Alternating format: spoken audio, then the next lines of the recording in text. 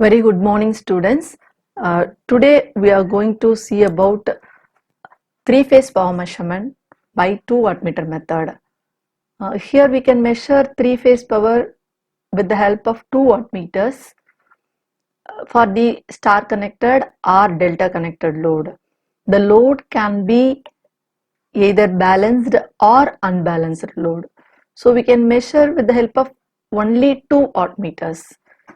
So here the wattmeter, we know it is having current coil as well as potential coil.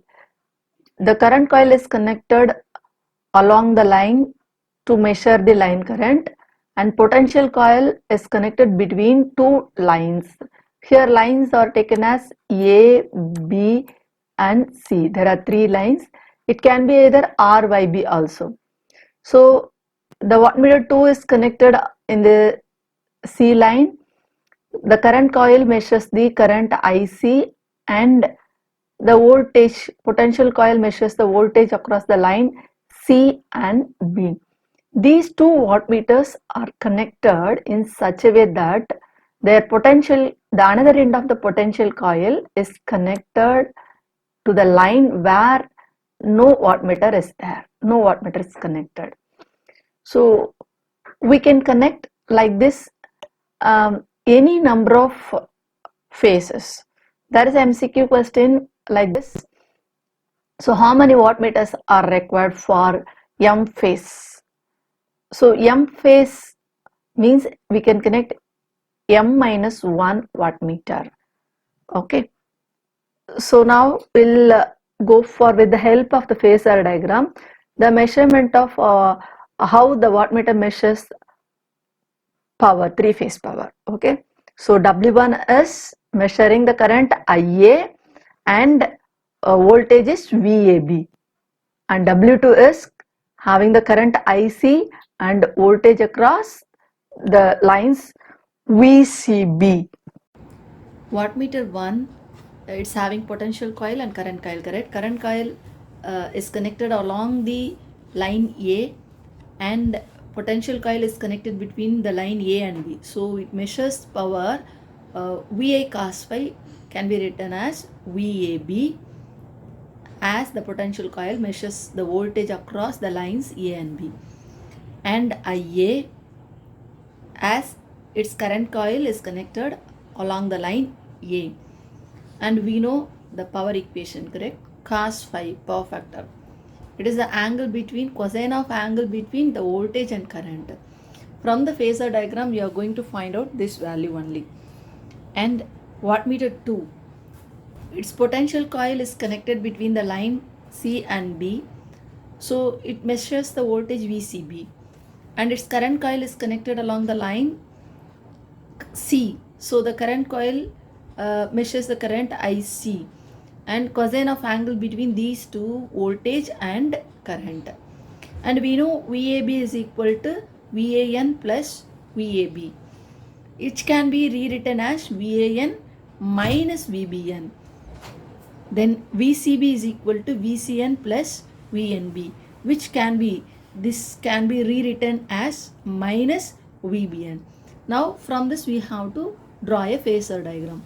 So phasor diagram, we know the phasor diagram as, let us consider this as VAN, correct? Phase voltages, and another phasor voltage VBN, which is having 120 degree displacement, and then this is VCN. First we have to find out VAB. This one we are going to find out. Okay, so for that VAN minus VBN. So if you draw a straight line opposite to that of the VBN, we will get it as minus VBN. So vector addition of these two is VAB. So what I am doing, so vector addition of these two, correct, which forms exactly a parallelogram. So we have to draw a parallelogram. So like this we have to draw a parallelogram. So this is VAB. So we know already angle between two phases is equal to 120 degree. This VBN makes 60 degree. So the angle between these two is also 60 degree, correct? This is 60 degree. Now VAB bisects, okay, so this angle will be 30 degrees. So angle between VAB and VAN is 30 degree. Now if you draw the phasor current for them, so we are taking it as a star connected system. So I'll take phasor current is equal to line current. So IA. So IA lags the phasor voltage VAN by an angle phi. So we'll take this angle as phi. Then similarly, the current IB lags by an angle phi with VBN voltage. Similarly, VCN is also lags by an angle phi. So I take this angle as phi. Now, first we'll write W1. W1 is equal to VAB IA, correct? Then cos of angle between VAB and IA. So see, VAB, angle between VAB and VAN is 30. VAN and IA angle is 5. So totally if you consider angle between these two, so see the angle between these two is, can we write this as 30 plus 30 degree plus 5, correct? 30 degree plus 5, angle between these two is 30 degree plus 5. So we can write this as cos of W1 is equal to cos of 30 degree plus 5. So this is the wattmeter 1 reading, okay? This is a wattmeter 1 reading. I can take this. Now I am going to find out wattmeter 2 reading, which is VCB dot IC, cosine of angle between VCB and IC. So I have to find out VCB, angle between VCB and IC. For that I come again for the phasor diagram. Here VCB is nothing but, I already told, VCN minus VBN. Already VCN and minus VBN is there. We have to draw a equivalent vector, vector addition of these two. Again we'll draw a parallelogram, correct? We'll draw a parallelogram. So this one is VCB. Now see, this VCB, angle between VCB and VCN is, this one is 30 degree, okay? Now angle between VCN and this is IC, correct? IC is 5. So we have to find out the angle between VCB and IC. Can you tell me what is the angle between these two? Yes, it is 30 degree minus 5, okay? It is 30 minus 5. See here again I am telling the entire angle is 30 degree. This angle is 5. I need angle between these two, correct? So which is equal to 30 minus 5. So I can write now W2 is equal to 30 degree minus 5. So these are the wattmeter readings. So based on this I have to find out the total power and real power and reactive power by adding W1 plus W2. What happens? And we can take, here we can take the equivalent value as VAB is the line voltage, correct? So VL, so IA is the line current, correct? So IL cos of 30 degree plus 5. So common equation. Similarly we can write this as VL IL cos 30 degree minus 5, okay? So this is the wattmeter reading, VLIL cos 30 plus 5 and VLIL cos 30 minus 5. So by adding these wattmeter readings W1 and W2, VLIL cos 30 minus 5 plus VLIL cos 30 plus 5. So VL term in both the cases is common, so taking common, and cos A minus B plus cos A plus B. We know cos A minus B is cos A cos B plus sin A sin B. Similarly, cos A plus B is cos A cos B minus sin A sin B. So simplifying this, you will get this sin 30 sin 5 and this one gets cancelled, correct? So you get 2 cos 30 multiplied by cos 5. Cos 30 is root 3 by 2. So substituting here, you will get this 2 gets cancelled. So we'll get root 3 VL IL cos phi, which is nothing but root 3 VL IL cos phi is nothing but real power.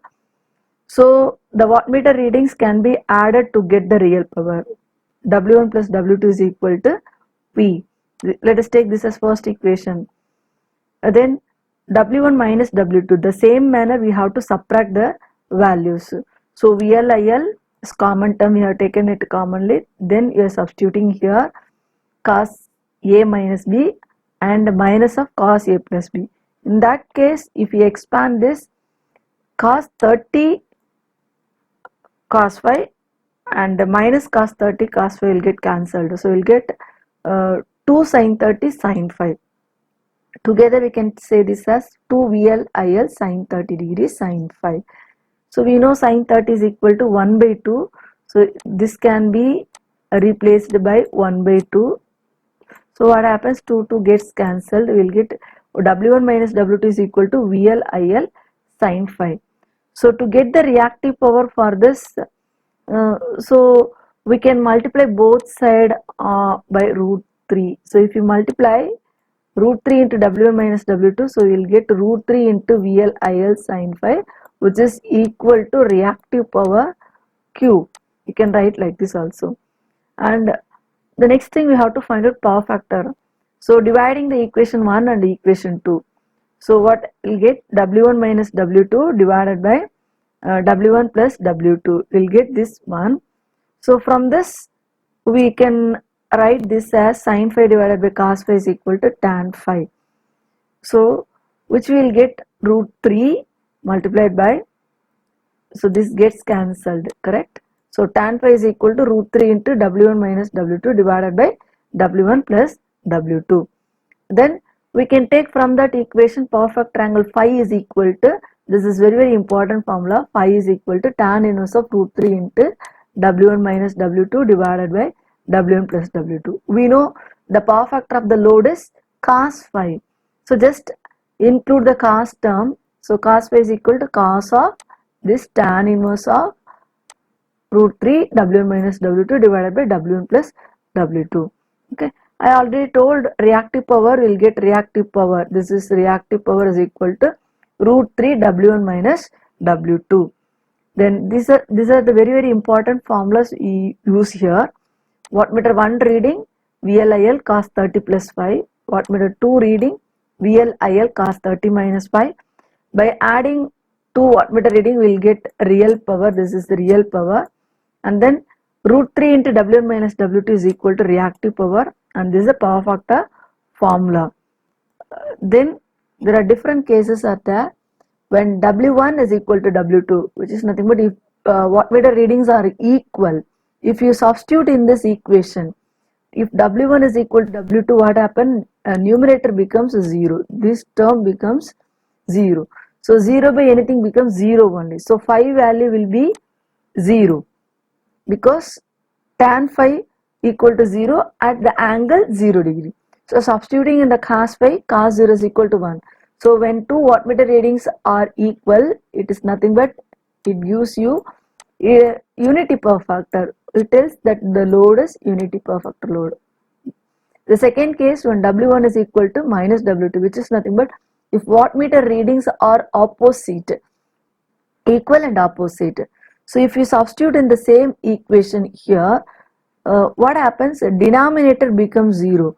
So anything by 0 equal to infinity. So we will get tan phi is equal to infinity at angle phi is equal to 90 degree. So we will get cos phi is equal to 0. 0 power factor. Then the third condition, when one of the wattmeter reading reads 0, then the condition is if any one is 0 means what we can do if W2 is equal to 0 or W1 is equal to 0. So what happens? This becomes cancelled, correct? W1 gets cancelled. So tan inverse of root 3, which means phi is equal to tan inverse of root 3. Tan phi is equal to root 3, which gives phi value is equal to 60 degree. Then cos phi is equal to 0.5. So these three different cases also very important. Thank you all.